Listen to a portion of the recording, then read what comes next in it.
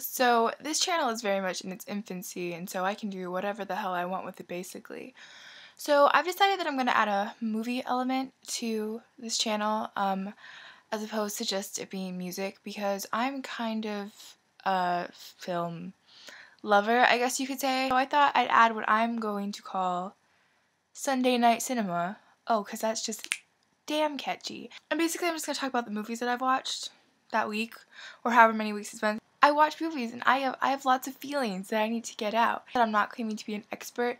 If you wanted to challenge me to a film serious intellectual conversation and challenge my knowledge of the industry, you would win. If you want to sit here and listen to me talk about some movies, maybe some movies you're going to want to watch, and then you can tell me what you think. Maybe we can start a conversation, something like that.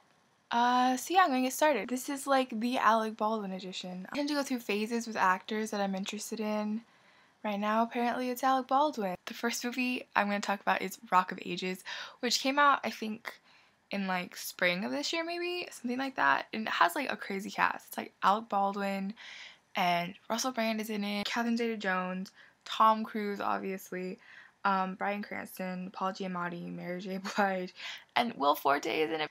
Will Forte is my forte. And my favorite man in the world, Eli Roth, shows up briefly. But guys, do you see that? That's Eli Roth. No one cared. But I cared. I don't really know, to be honest. I have very mixed feelings about this film. It was this campy musical, which I generally like. But this one, it had a bad storyline. The acting was shockingly terrible. Oh, I forgot to mention the two stars, which are Julianne Hough and Diego Boneta, something like that. Neither of which were any good. Julianne Hough is a good dancer, and she sings decently, but she's not an actress. And this Diego character, I don't know, I did not enjoy his acting. He could sing though, he had a very nice voice. It was fun in times and silly, and just, it wasn't a deep, intellectually stimulating movie, but for a night when you just don't want to think about anything, it's a good thing to watch. And I mean, if you're into the music, then you'll enjoy it. And I think for the most part they picked good songs, and it was enjoyable.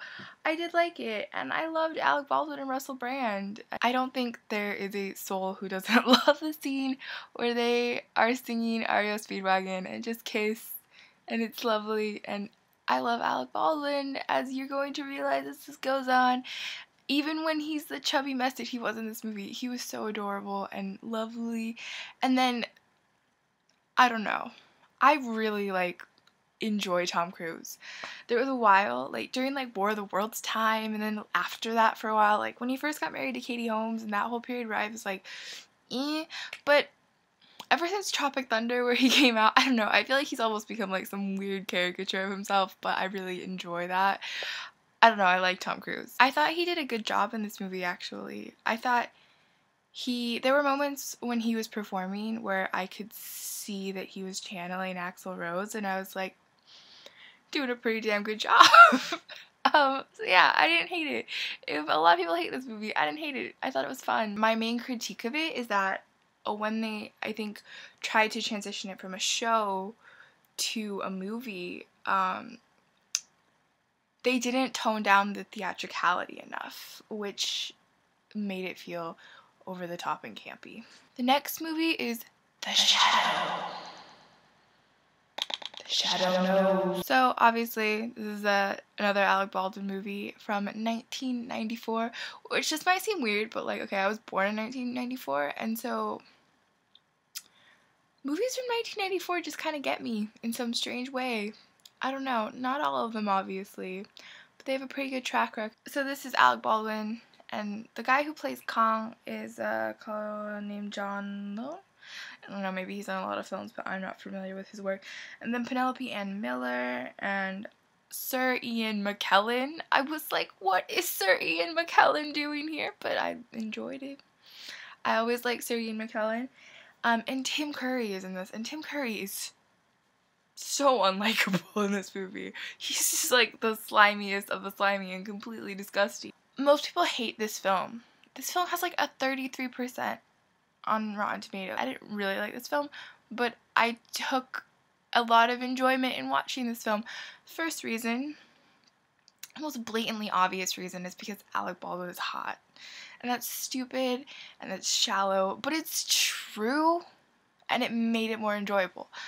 He's a good-looking man, especially in the beginning when he's got the nails and the hair and he's all pale and dirty. I like weird things. You know, the era that it's in and the way that everyone's dressed. There's just that, you know, like, dirty, dark crime thing, but it's also a superhero, and it's like Batman meets, you know, meets film noir. I don't know. I liked it though. I liked it.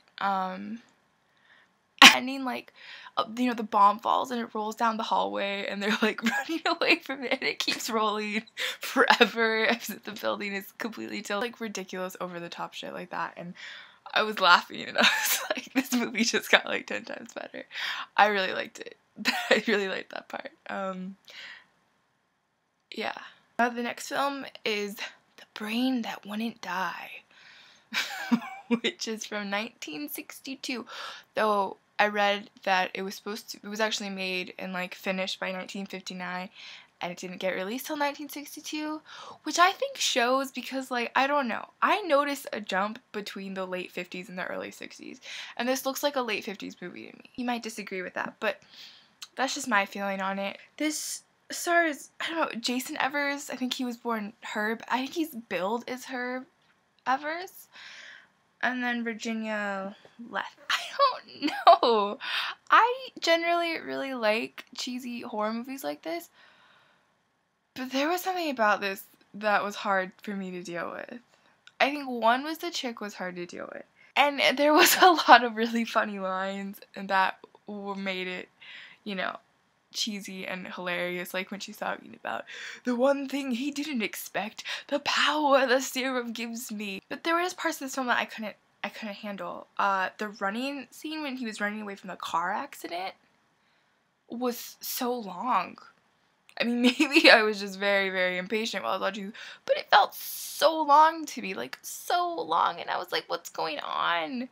And then there was another scene, like, almost directly after that, where he was trying to, you know, make her head come alive again and have her live, and it, like, zooms in on one of the beakers, and then it pans up the beaker, and it's like anticipation is building, like there's going to be something at the top of the beaker, and then there's nothing.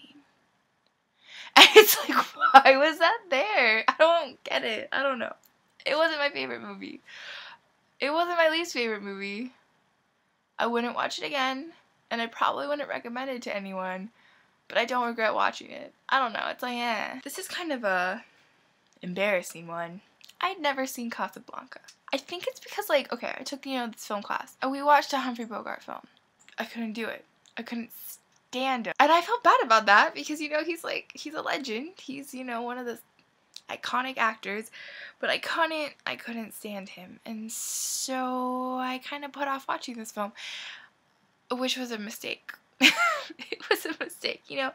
It's like considered one of the greatest films of all time, and I can see why. It's definitely one of those films that I think I need to watch again. But I really, really liked it. I really liked it, especially the ending. It was just absolutely fantastic. Like, I feel like I don't even need to go into detail about why it was good, because it's just like all the lines when he looks at her is like, we'll always have Paris, and when he decides to let her go, and then his relationship with Louis. It's a really good film, and you really get involved in it and like torn up in it, and it's beautiful. And I sound like an asshole talking about how good Casablanca is. Like, hello, it's Casablanca, but I really did enjoy it, and it made me reconsider my feelings about Humphrey Bogart. My Fair Lady was on. Fair Lady is like one of my favorite movies of all time. You know, one of those movies that I used to watch when I was a little girl, and I absolutely love it. Though it's totally different watching it now. I don't know. When I was a little girl, I was like obsessed with Just You Wait and Reagan's and Wouldn't It Be Lovely? But my favorite songs now are On the Street Where You Live, which I love that song. I have often walked on this street before, but the pavement always stayed beneath my feet before. I love that. That song is beautiful. Like, I have that song on my iTunes. Like, I just listen to that song. It's great. And then, why can't a woman be more like a man? I love Rex Harrison, and obviously Audrey Hepburn is Audrey fucking Hepburn, and she's brilliant. The last thing I ordered off the interwebs, because as you can probably tell, because as I've mentioned a 5 million bajillion times, I'm really into Alec Baldwin right now. And Alec Baldwin is kind of synonymous in my eyes with Saturday Night Live. He's hosted it more times than anyone. I believe he still holds out. I don't know. You know, him and Steve Martin, they're kind of wrestling with it, but I'm pretty sure Alec Baldwin still has it. But basically, I'm a really big SNL fan. I really like Alec Baldwin. Saturday Night Live, the best of Alec Baldwin. I'm excited to see some sweaty balls. It's gonna be good. So yeah, that is pretty much everything. I hope you enjoyed this. And if you didn't, I'm sorry. I'm deeply sorry. There will be another one. And I hope you subscribe so you can suffer through it, you know, to be honest. I really hope you do. Leave me a comment about what you think of any of these movies, or a movie that you would like to recommend to me that you've watched recently or ever in your lifetime. Tell me how ugly my sweater is. I respectfully disagree. And yeah, I'll see you guys later.